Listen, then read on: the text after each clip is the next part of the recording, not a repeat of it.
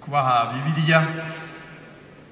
Umugorogoro arambwira ati iyi Bibiliya nzayisoma nyirangize nongere nyisome, mfite igihe kandi ni ijambo rinyubaka muri ubu buzima ndimo. Mbwira rero abayobozi ba gereza ni rwose Bibiliya izadufasha mu butumwa mufite bwo kugorora aba bantu kugira ngo bazasohoka ari abantu bazima.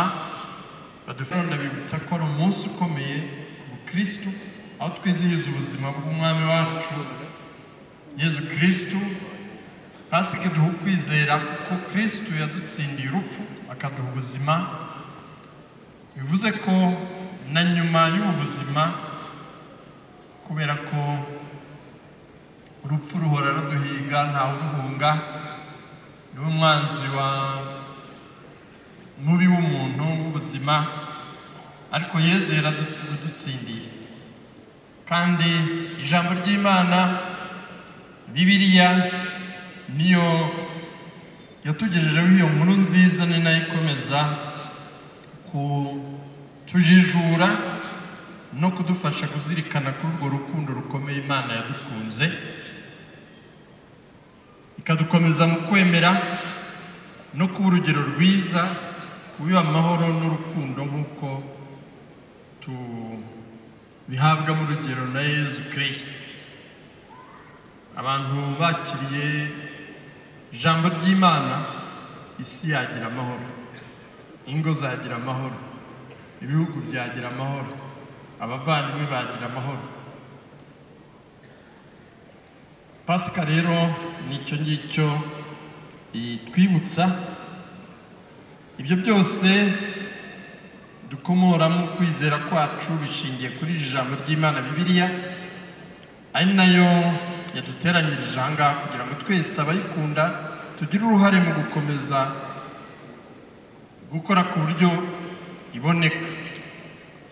Iki gikorwa cyo gushyigikira Bibiliya kimaze igihe kandi kizanakomeza, kikaba cyaraje nk'umwe mu miti, uburyo bwo kwishakamo ibisubizo, kuko nk'uko byagiye bigarukwaho dufite ikibazo cy'uko inkunga zagabanutse nta handi hose, kandi akimuhana kaza imvura ihise, kugira ngo twishakemo ibisubizo.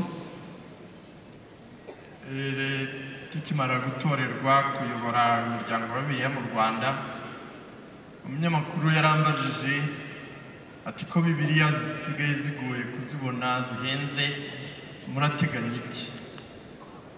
Mubwira ko tuzakora uko dushoboye kugira ngo ibiciro bigende bigabanuka, kugira ngo benshi bashobore kuzibona, cyane cyane rero tunazirikana n'abakene n'abatishoboye kandi bakeneye by'umwihariko ijambo ry'Imana. Nigeze guha abagororwa muri gereza kubaha Bibiliya. Umugorogoro arambwira ati iyi Bibiliya nzayisoma nyirangize nongere nyisome, mfite igihe kandi ni ijambo rinyubaka muri ubu buzima ndimo. Mbwira rero abayobozi ba gereza ni rwose Bibiliya izadufasha mu butumwa mufite bwo kugorora aba bantu kugira ngo bazasohoka ari abantu bazima, badufasha kubaka aho gusenya. Ubwo ni urugero rumwe muri zindi nyinshi, kuko ni ijambo ririmo umutima, ni ijambo ryubaka umuntu. Ubu tugiye kugera mu bihe byo kwibuka nyuma y'imyaka 30 Jenoside yakorewe Abatutsi ibaye. Tujya tubona abavandimwe bahahamuka, akagwa muri koma, nta rushinge wamutera, nta kinini wamuha. Abahanga nibo babafasha kugenda bagarura ubuzima n'imbaraga kubw'ijambo ry'ubuhanga rya counseling rigenda rimuhembera. Mutekereze rero niba ijambo ry'umuntu rimufasha rikamurema umutima rikamugarura imbaraga n'ubuzima, noneho ijambo ry'Imana ryo ni akarusho. Bibiliya rero mucyo tuyishyigikire. Mwese murabizi turi mu gihe ibintu byose bihinduka umunsi ku wundi, isi yugarijwe n'ibibazo binyuranye, byaba ibiza, ibyorezo, intambara, imihindagurikire y'ibiciro n'ubuzima bugenda burushaho kugorana, ariko Bibiliya ntizabure. Ntabwo twaba tubuze ubuzima, kuko izi ngaruka zigeze kuri Bibiliya nicyo twirinda kugira ngo ishobore kuboneka. Kubu twifuje gukangurira buri wese kuyikunda no kuyishyigikira kugira ngo dufatanyirize hamwe mu bushobozi bwa buri wese, bitatuvunnye twishakemo ibisubizo byatuma tutazagira ikibazo cya Bibiliya mu bihe biri imbere. Mbibutse ko iyi ntambwe duteye ahandi bageze kure mu bihugu duturanye, umuryango wa Bibiliya ukomeye kandi bigafasha gushobora kwamamaza Bibiliya zikagera no ku baciye bugufi zitabagoye, zigakomeza kuboneka. Natwe rero turagira ngo dutere ingabo mu bitugu umuryango wa Bibiliya mu Rwanda ushobore gusoza ubutumwa. Nk'Abanyarwanda rero dukwiye gutera iyo ntambwe natwe muri wa muco wacu wo kwigira, dusanga bamwe twishakamo ibisubizo nk'uko tubigenza no mu yindi. Ndasoza nanone mbashimira uyu mwanya mwafashe mwese, abaririmbyi bacu, abacuranzi, namwe mwese mwaje ngo dufatanye, abayobozi mu nzego zinyuranye z'umuryango wa Bibiliya, amatorero na Kiliziya, mbashimira uko mwaje ngo twifatanye. Abaririmbyi bacu badufashije gutarama bagikomeje, kandi n'umusanzu mukomeza gutanga kugira ngo Bibiliya ikomeze iboneke itazabura mu Rwanda. Intego ya twese rero ikwiye kuba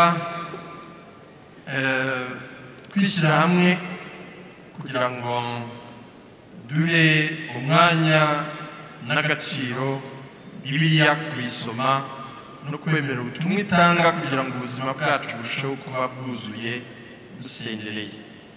Mucyo rero dushyigikire Bibiliya ikomeze iboneke. Mukomeze kugira Pasika nziza. Murakoze.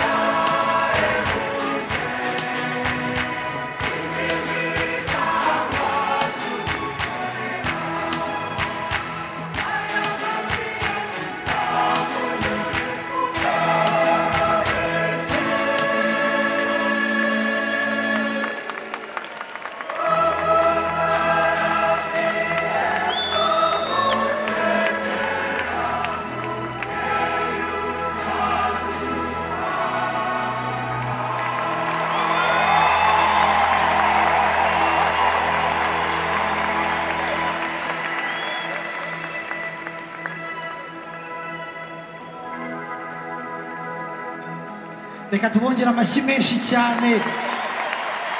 Kristu ni umwami, Kristu regnant.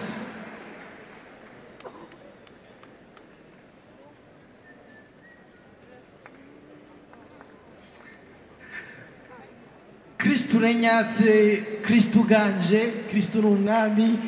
Murakoze cyane, murakoze cyane. Amajwi yanyu ko munanyure Imana, tugutaramiye dawe udukunda kandi turabigushimiye. Haleluya. Musubize ngo amen. Haleluya. Nanone cyane ngo amen. Haleluya. Imana ibahe umugisha. Turacyakomeje no gutarama.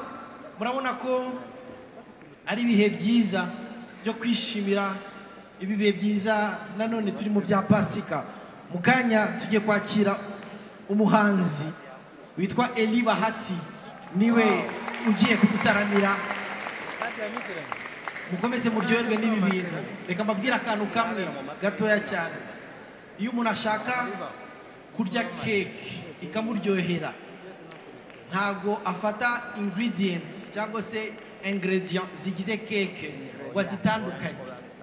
Kugira ngo cake yitwe cake, haba hari amagi yayikoze, ifarini yayikoze, hari za vanilla zayikoze, hari sukari, capa, mandazi n'ibindi. Ugiye ufata kimwe ukarya amagi, ukarya irinda, ukarya